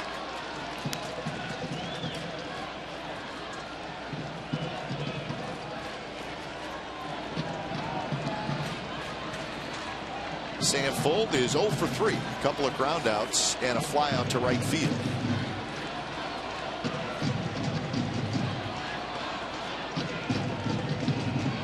Swing and a miss. Changeup. Yankees beat the Rays tonight 4-2. So the Yankees, even though they're pretty banged up, they're playing very good. Yankees have won 7 out of 8. They're in first place in the East.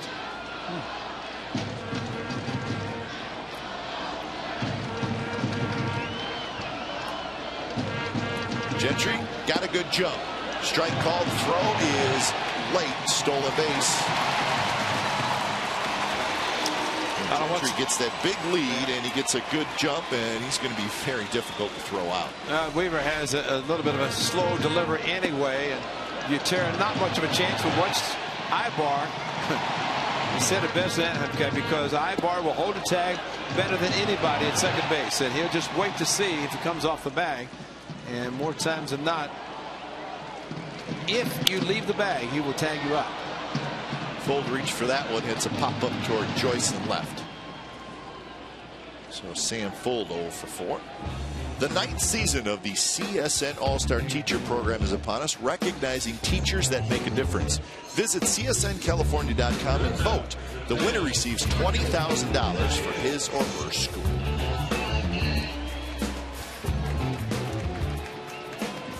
That young lady, it's one of 2 things: homework or keeping score. I know what she probably really wants to be doing, and that would be keeping score.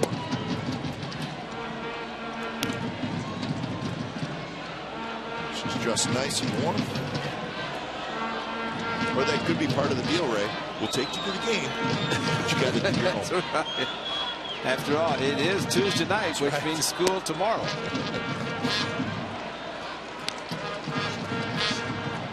Couple of hits for Simeon tonight. He's also scored a run, and he's got a stolen base.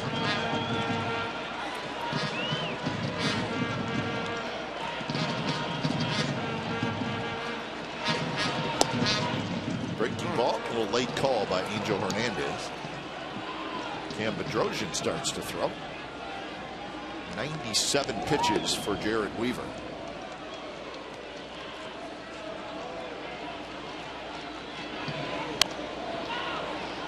Weaver off the mound nicely. He'll take it himself. Side retired. So there was an error and a runner left, and we're moving to the 8th. And the A's leading 6-2.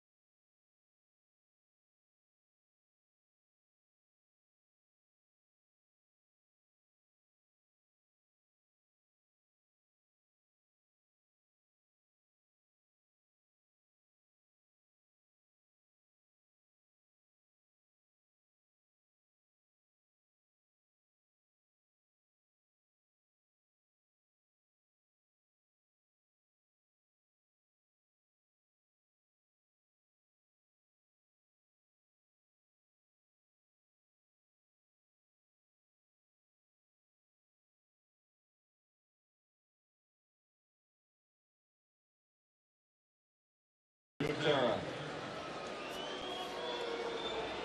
6-2 A's lead. It's the top of the 8th inning.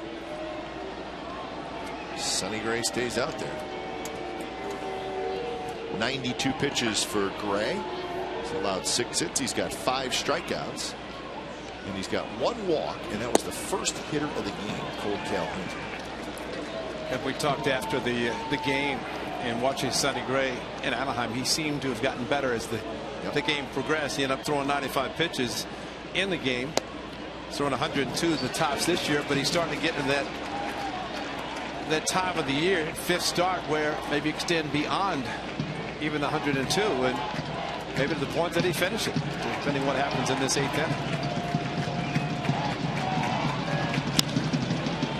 This one's popped up toward Sam Full. Sam squeezes it, so 1 out, and that gets us to our true story for tonight. Brought to you by McDonald's. On this date in 1989, Rickey Henderson hits his 36th leadoff home run. Did it with the Yankees. Rickey ends up with 81 career leadoff home runs. That, of course, is a major league record. Not even close. Alfonso Soriano is second with 54. And there's not many active players on that list, though. I mean, it's Junior Alvarez. Yeah, he is leading off. Yeah, Biggio's going to the Hall of Fame this year, so he's gone. He's finished. But that number 24 cost Rickey some money when he came back to Oakland, because Ron Hasse had it, and Hasse negotiated. But Rickey's in the Hall of Fame. Great induction speech, and still working for the Athletics.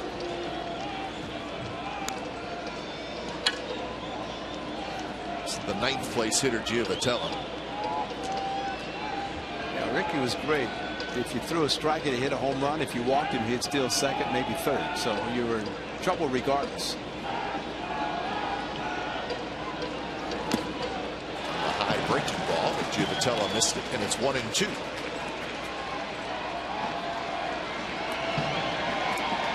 Calhoun, the on-deck hitter here in the top of the 8th inning.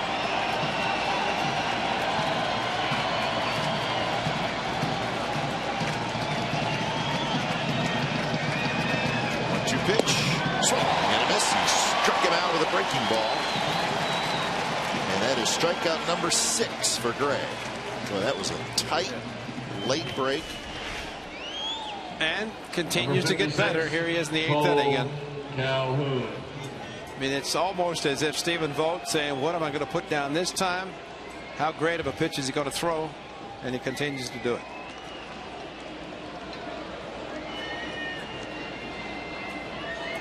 Top of the order in Calhoun. Pitch number 100 is on the way. It's down and in. Twins beat the Tigers today 3-2. Pelfrey over Sanchez. We'll see those Twins Monday, Tuesday, Wednesday, Thursday in Minneapolis. Good pitch right on the outside corner. 1-1 to Calhoun, who's 0 for 2 with a walk and run score. Can't forget opening night for Sonny Gray when he had the no-hitter. Ended up pitching 8 innings, gave up the 1 hit. 98 pitches in that game. A very happy manager and pitching coach. They did have to send him out to extend what would have been an abnormal number of pitches for an opening night start, at least in the current era of baseball.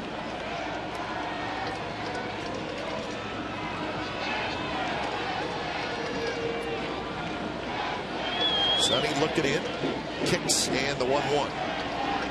Swing and a foul tip, and now it's 1-2.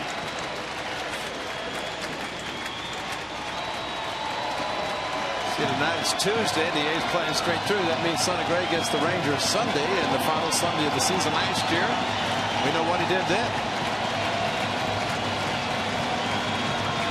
It's the Rangers that he 1 hit through 8 innings to start the season. Calhoun taps it foul at the plate. Another good curveball. This one not in the dirt, but just barely fouled, and Stephen Vogt took another one off the shoulder. And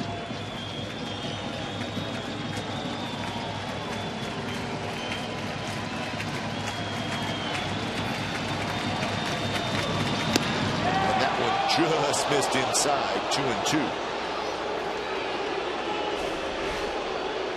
It's a 4-seam fastball. Did not come back like a 2-seamer will. Just stayed on the inside part.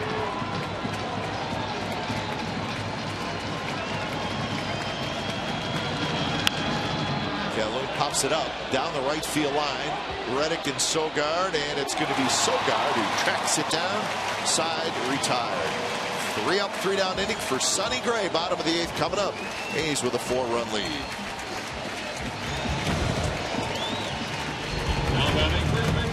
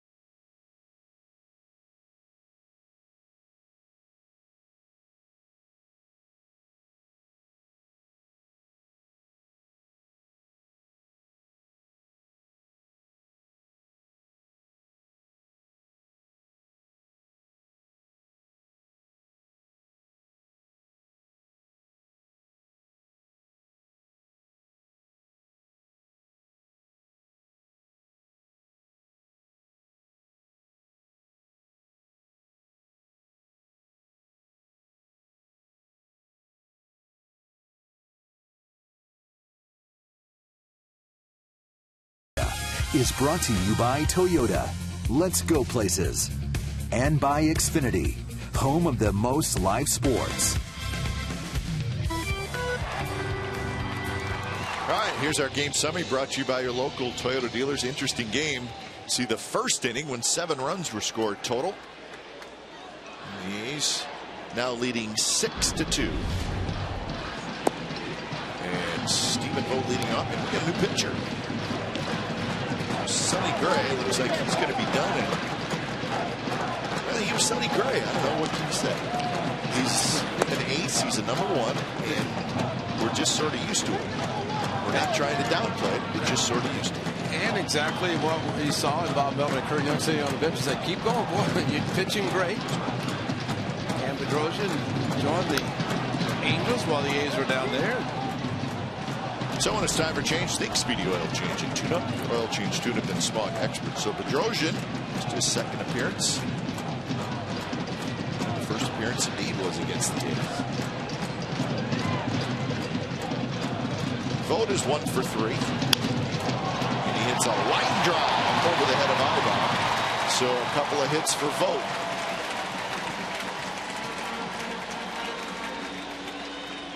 Well, it's always great to see a hitter stay back nicely on a curveball. And Stephen Vogt, as Evan Scribner, looks like he's going to try to complete the 9th. And if he has a victory in the opening game of this series in their 4-game losing streak. But when a hitter stays back, especially with 2 strikes, and hits the curveball as well as Stephen Vogt just did, it's a good job of hitting.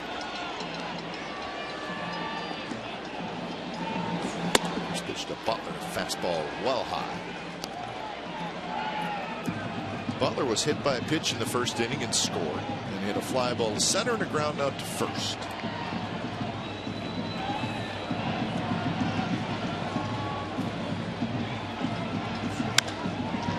Toward third, Freese has it out at second, and the Angels turn the double play. So Freese kind of went down to a knee to grab it. Ball was hit hard by Butler. Well, the old Adam ball. And once Freese caught it, pretty much going to be an easy double play. And Jim Patella taking, actually quickly, maybe more concerned about Vogt. That's the neighborhood play, folks. Giovatella was in the neighborhood of the bag. That's where the phrase comes from. Just in the neighborhood, in the area. Wow. It's amazing how some umpires, a situation like that would be more critical and call him safe, which technically that's going beyond the neighborhood. It's going to the country. I would say, yeah, I mean. But the reason they do that is because the way Stephen Vogt was coming down to second base. And so they allowed him to come across the bag, not touching the bag, for fear of the runner running into him. So I don't know. I get it, but I don't get it. His foot wasn't on the bag. Exactly. I agree. And what if it's a 1-run game? That's and it's right. It's the bottom of the 8th. Well, and it's 3-2. And you challenge it. And then what happens? Although they say you can't challenge it. A neighborhood play. That's right. Because it happened with Simeon, and that's when the umpire said it was a bad throw. It was a bad throw. So that negated any. Yeah, I don't know. Interesting. Yeah. Davis with the walk. I like Davis, a 2-out base runner here in the bottom of the 8th inning. But you know, Kai, the thing there, that's where Giovatella's got to think. And no, Right Billy fielder, Butler's slow. 22. You have a third baseman going to his knee.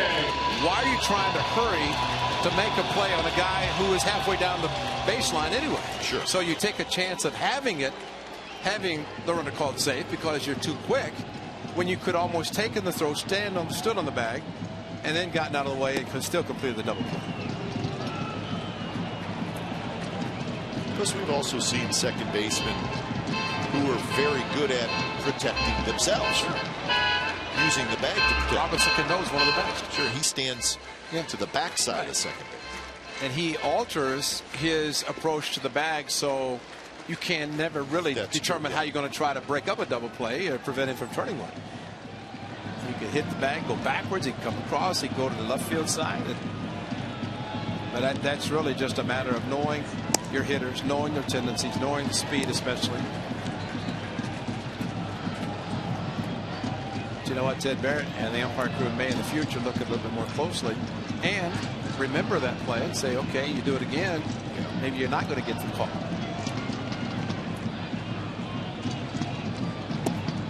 Two-0 breaking ball, and now it's 3-0.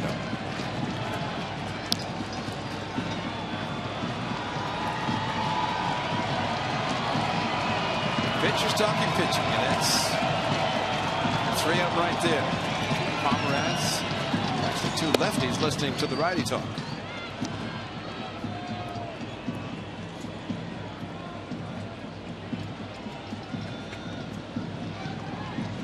So 3-1.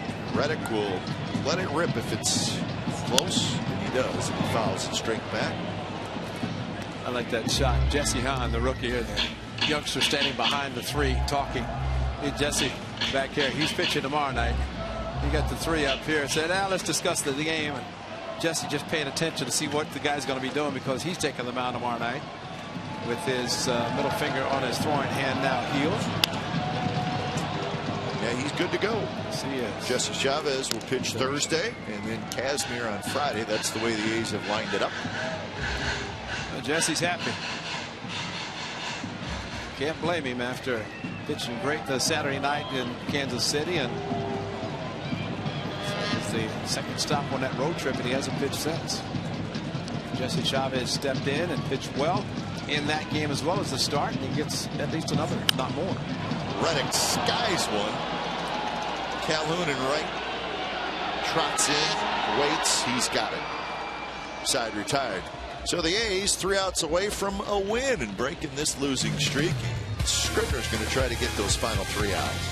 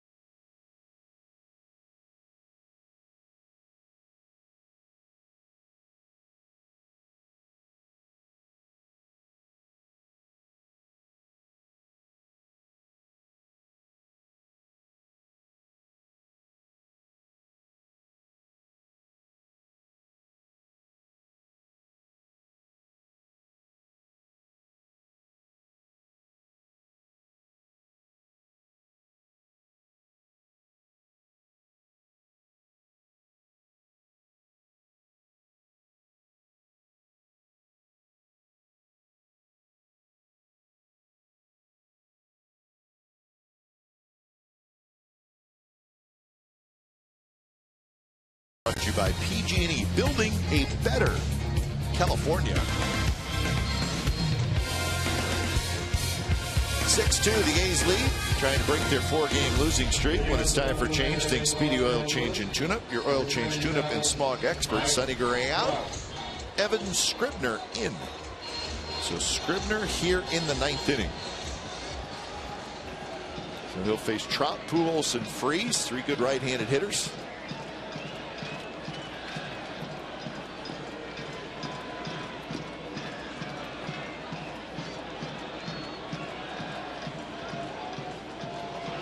So Trout steps in.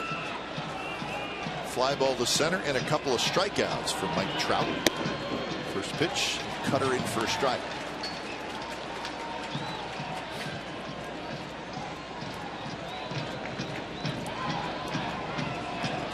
Six hits for the Angels. And Scribner jumps ahead 0-2.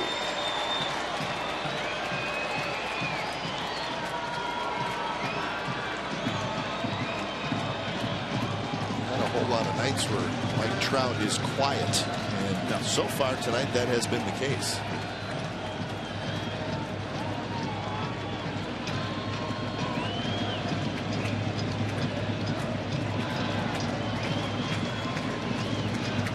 Pitch, with check swing and a high fastball. It's amazing about Sonny Gray. After giving up the hit following retiring 13 in a row, he basically with the double play he's retired the minimum since back in the second inning. So phenomenal, great performance by Sonny Gray. Big curveball, and Trout swings and misses. So Trout strikes out for the third time tonight. One out here in the ninth inning. Well, the Uncle Charlie, and Evan Scribner has a great one. He just showed it there. He has a cut fastball. They got the first strike. Check swing on a four-seam fastball, and Trout way out in front of a curveball, one that he normally likes, with the height of it being down on the lower part of the strike zone. So here's Pujols. Big curve, and it drops right in for a strike.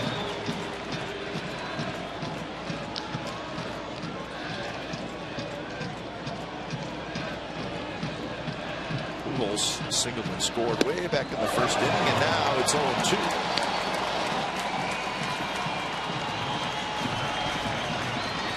And a curveball, a high fastball.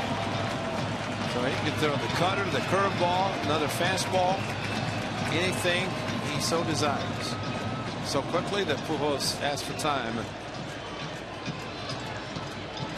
Well, I guess they can create slowing that pitcher down. I ask for time. Yeah. Stepping out of the box.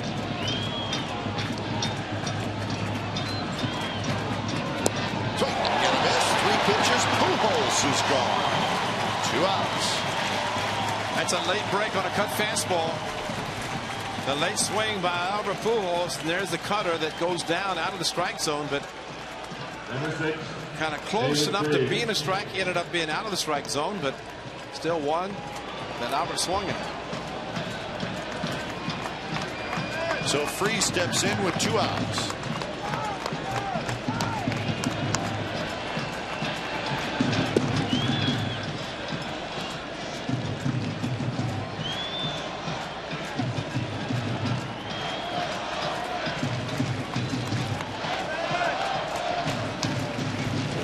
Pitch is popped up right side, up over top of the Angels dugout. 5 rows back.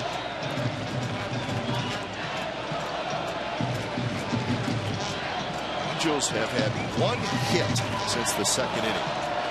They got 5 hits in the first 2 innings. Big curve, 71 miles an hour. Barry Zito-ish. Yeah. Well, you talk about a nice groove. Evan Scribner just coming in and throwing everything in the strike zone.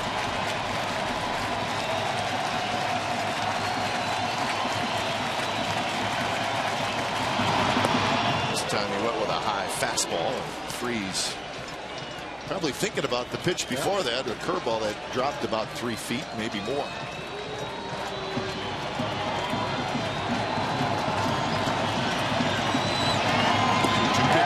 Swinging, Scribner strikes out the side in the 9th inning, and Sonny Gray gets his 3rd win of the year, and the A's take game 1 of this 3-game series by a final score of 6-2. So the A's break their 4-game losing streak. 6-2 is your final. We'll come back to the Coliseum right after this.